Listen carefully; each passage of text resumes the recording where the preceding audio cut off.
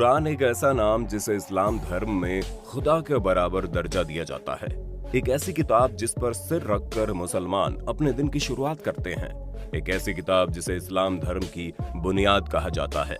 दोस्तों, इंसान हमेशा से ही अपने अस्तित्व के बारे में कल्पना करता रहा है। कोई कहता है कि इंसानी सभ्यता का जन्म मंगल ग्रह पर हुआ था और उसके बाद धीरे धीरे इंसानों ने पृथ्वी पर कदम रखा, लेकिन आज तक कोई भी प्रमाण इंसानों को नहीं मिला है। कई बार विज्ञान के अलावा हम लोग कुछ पुराने ग्रंथों जैसे रामायण, महाभारत और कुरान में भी इंसानों के वजूद की तलाश करते हैं। और आज के इस वीडियो में हम आपको कुरान से जुड़ी कुछ ऐसी बातों के बारे में बताएंगे जिन्हें शायद ही आपने आज से पहले सुना हो, तो हमारे साथ अंत तक बने रहिए। ये वीडियो शुरू करने से पहले हम आपको बता दें कि कुरान कोई वैज्ञानिक किताब नहीं है। इसका वैज्ञानिक दृष्टि से दूर दूर तक कोई नाता नहीं है, लेकिन फिर भी कुरान में कुछ ऐसी बातें पाई जाती हैं जिन्हें देखकर विज्ञान भी हैरान है। इनमें से कुछ बातों को तो वैज्ञानिकों ने सुलझा लिया है, लेकिन कुछ बातें आज भी रहस्य बनी हुई है। इस किताब में कुछ ऐसी बातें भी पाई गई हैं जो भविष्यवाणी को सच साबित करती हैं। मतलब कुरान में लिखी कुछ भविष्यवाणियां सच हो चुकी हैं।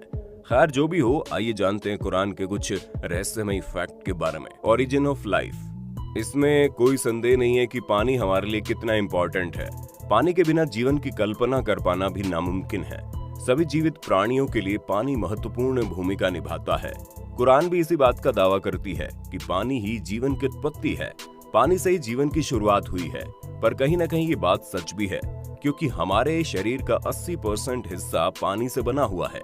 सभी जीवित प्राणियों की कोशिकाएं पानी से बनी होती है। मतलब जीवन और पानी एक दूसरे के पूरक हैं। कुरान का ये दावा हमेशा से ही वैज्ञानिकों के लिए एक चुनौती बनता रहा है। कुरान के इस असाधारण दावे को नजरअंदाज करना भी कहीं न कहीं मुश्किल है, क्योंकि पानी से ही जीवन का वजूद है। लोहा। कुरान में दावा किया गया है कि लोहा प्राकृतिक रूप से पृथ्वी पर पाई जाने वाली धातु नहीं है। ये अंतरिक्ष से पृथ्वी पर आया है। और हम आपको बता दें कि पृथ्वी के सबसे भीतरी सतह, जिसे क्रूड कहा जाता है, पूरी तरह से पिघले हुए लोहे की बनी हुई है। मतलब धरती के अंदर खौलता हुआ गर्म लोहा भरा हुआ है। सोचने वाली बात तो यह है कि अगर लोहा पृथ्वी पर नहीं पाया जाता था, तो फिर इतना सारा लोहा पृथ्वी के अंदर कैसे समा गया। कुरान इस बात का दावा करता है कि अरबों साल पहले पृथ्वी ग्रह की टक्कर उल्कापिंडों से हुई होगी, और ये सभी उल्कापिंड पूरी तरह से लोहे के बने हुए थे। ये टक्कर इतनी तेज थी कि टक्कर के उपरांत जोरदार विस्फोट हुआ होगा और उल्कापिंड का सारा लोहा पिघलकर पृथ्वी के अंदर मिक्स हो गया। और कहीं न कहीं वैज्ञानिकों ने भी इस बात का दावा किया है कि लोहा अंतरिक्ष से पृथ्वी पर आया होगा। ये शुरुआत से पृथ्वी पर नहीं पाया जाता था। वैज्ञानिकों की खोज कहीं न कहीं कुरान को सही साबित करती है। Sky is protected. दोस्तों, आपने कहावत तो जरूर सुनी होगी, जिसके ऊपर छत नहीं होती वो आसमान की छत के नीचे सो जाता है। मतलब आसमान हमारे लिए छत के समान है, जो हमें सूरज से आने वाली हानिकारक तेज किरणों से बचाता है। अगर आसमान नहीं होता तो सूर्य की तपन से सारी पृथ्वी जलकर नष्ट हो जाती। इसके अलावा आसमान अंतरिक्ष से आने वाले धूल के कणों और जहरीली गैसों से भी हमारी पृथ्वी के वातावरण को बचाता है। दोस्तों, आपको जानकर हैरानी होगी कि आसमान के ऊपर -270 डिग्री सेल्सियस वाली कड़ाके की ठंड पड़ती है। अगर आसमान नहीं होता तो इस ठंड का असर पृथ्वी पर भी पड़ता। इसके अलावा आसमान में पाई जाने वाली ओजोन गैस पराबैंगनी किरणों से हमारी रक्षा करती है। अगर ये आसमान का कवच पृथ्वी के चारों ओर नहीं होता तो ये हानिकारक पराबैंगनी किरणें सीधे हमारी त्वचा पर पड़ती, जिससे कैंसर जैसी खतरनाक बीमारी हर किसी को हो जाती और पृथ्वी पर जीवन नष्ट हो जाता। कुरान के 21:32 में बताया गया है कि हमने आसमान को तुम्हारी सुरक्षा के लिए बनाया है। आसमान खुदा का बनाया हुआ एक कंबल है जो पृथ्वी की रक्षा करता है, और तुम हमें नजरअंदाज करते हो। The mountains. 78-67। क्या हमने दुनिया को आराम करने वाली जगह नहीं बनाया, और क्या हमने पहाड़ों को धरती का खोटा नहीं बनाया। कुरान की इस पहेली में छुपे हुए रहस्य को समझने के लिए वैज्ञानिकों को 20वीं सदी तक इंतजार करना पड़ा।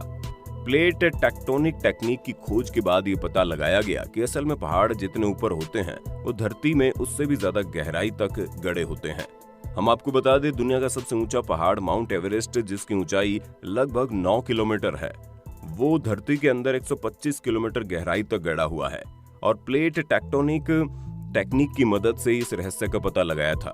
लेकिन अगर कुरान की बातों पर गौर किया जाए तो कुरान भी यही कहना चाहती है कि पहाड़ जमीन के अंदर बहुत गहराई तक गड़े हुए हैं। पहाड़ इस धरती पर किसी खूंटे की तरह गड़े हुए हैं। Expanding the universe. कुरान के 51:47 में बताया गया है कि ब्रह्मांड को हमने ही अपनी सृजनात्मक शक्तियों से बनाया है और हम इसे निरंतर बढ़ाते रहेंगे। ये बात जानकर आश्चर्य होता है कि जब खगोलीय विज्ञान का अस्तित्व मात्र था, तब कुरान में इस बात का जिक्र कर दिया गया था और बाद में वैज्ञानिकों ने ये साबित भी कर दिया कि ब्रह्मांड लगातार बढ़ रहा है। जाने माने वैज्ञानिक स्टीफन हॉकिंग्स ने अपनी किताब में लिखा है कि ब्रह्मांड के विस्तार की खोज 20वीं शताब्दी की सबसे क्रांतिकारी खोजों में से एक है। ये बात हैरान करती है, जब टेलीस्कोप का आविष्कार भी नहीं हुआ था तब कुरान में भविष्यवाणी कर दी गई थी कि ब्रह्मांड लगातार फैल रहा है। सन ऑर्बिट यानी सूरज की कक्षा। दोस्तों, हम अक्सर देखते हैं कि सूर्य पूर्व दिशा में उदय होता है और शाम होते होते पश्चिम में अस्त हो जाता है। हमें लगता है सूर्य लगातार परिक्रमा कर रहा है, लेकिन ऐसा नहीं है। सूर्य अपनी जगह पर स्थिर है और पृथ्वी उसकी परिक्रमा कर रही है, लेकिन कुरान में साफ साफ लिखा हुआ है कि सूर्य अपनी कक्षा में लगातार घूम रहा है। 20वीं शताब्दी तक सभी बड़े बड़े साइंटिस्ट कुरान के इस दावे को गलत मानते थे, लेकिन आधुनिक कि सूर्य भी अपनी कक्षा में लगातार घूम रहा है, जिसके कारण उसमें लगातार अनंत ऊर्जा बनी रहती है। कुरान की भविष्यवाणी भी वाकई में हैरान करने वाली है। महासागर। दोस्तों, समंदर की दुनिया हर किसी को हैरान करती है। समंदर अपनी गहराई में न जाने कितने राज दफन किए बैठा है। आज तक कोई भी पूरी तरह से समंदर की दुनिया को नहीं समझ पाया और इसका सबसे बड़ा कारण है इसकी गहराई। कुरान में बताया गया है कि समंदर के गहरे अंधेरे में भी लहरें चलती है। पहले हमें लगता था कि लहरें सिर्फ समुद्र की ऊपरी सतह पर ही चलती हैं, लेकिन आधुनिक खोजों से पता चला है कि समुद्री लहरें पानी के अंदर भी चलती हैं, लेकिन इन्हें केवल खास यंत्रों से ही देखा जा सकता है। हम जैसे जैसे समुद्र के अंदर जाते हैं, अंधेरा बढ़ने लगता है और इसी अंधेरे में समुद्र की दुनिया में न जाने कितने राज छुपे हुए हैं। समुद्र की गहराई में जिन लहरों को केवल कुछ खास तरह के यंत्रों द्वारा ही देखा जा सकता है, उन्हीं अंदरूनी लहरों का जिक्र कुरान में हजारों साल पहले कर दिया गया। आखिर कुछ तो बात है। Lying and movement. कुरान में बताया गया है कि पैगंबर मोहम्मद के समय में एक बहुत ही अत्याचारी राजा हुआ करता था।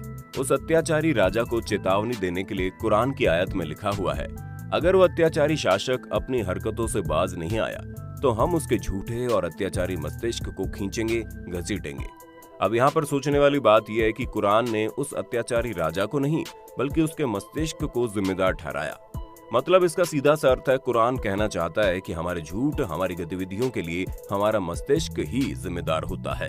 और आज की कई रिसर्च में पता चला है कि हमारी सभी गतिविधियों के लिए हमारे मस्तिष्क का आगे वाला भाग जिम्मेदार है। कुरान में साफ साफ लिखा गया है कि अगर कोई इंसान पाप करता है तो इसका बिल्कुल भी मतलब नहीं है कि इंसान पापी है, बल्कि उसका दिमाग पापी है और उसके दिमाग के आगे वाले हिस्से को सजा दी जाएगी। कॉम्प्लिकेटेड मस्तिष्क की जिन गतिविधियों को विज्ञान आज भी समझा नहीं पाया है, कुरान ने इसे पहले ही समझा दिया था। Pain receptor. जब भी हमें कोई चोट लगती है तो हमें दर्द महसूस होता है, लेकिन हमेशा से यही समझा जाता रहा है कि हमारा मस्तिष्क ही दर्द को महसूस कर सकता है, लेकिन बाद में पता चला दर्द को महसूस करने वाले टिश्यू हमारी स्किन पर ही पाए जाते हैं। वहीं अगर कुरान के 456 आयत को देखा जाए तो उसमें लिखा है, जिन लोगों ने हमारे खुलासों को झूठ समझा है हम उन्हें आग में झुलसाएंगे और जब उनकी खाल जल जाएगी तो उन्हें फिर से एक नई खाल देंगे ताकि वो लोग दर्द को महसूस कर सकें। इन लाइंस का साफ साफ मतलब है, दर्द को खाल से ही महसूस किया जाता है। इस ज्ञान का आविष्कार तब हुआ जब 20वीं शताब्दी के तरह तरह के यंत्रों का आविष्कार हुआ, लेकिन हजारों साल पहले कुरान में इस बात का जिक्र कर दिया गया था कि दर्द को महसूस करने के लिए टिश्यू हमारे मस्तिष्क में नहीं बल्कि हमारी खाल में ही पाए जाते हैं। तो दोस्तों, आज की वीडियो में बस इतना ही। ऐसे अमेजिंग फैक्ट जानने के लिए हमारे चैनल को सब्सक्राइब करना बिल्कुल मत भूलना और कुरान के फैक्ट जानकर आपको कैसा लगा कमेंट सेक्शन में बताइए।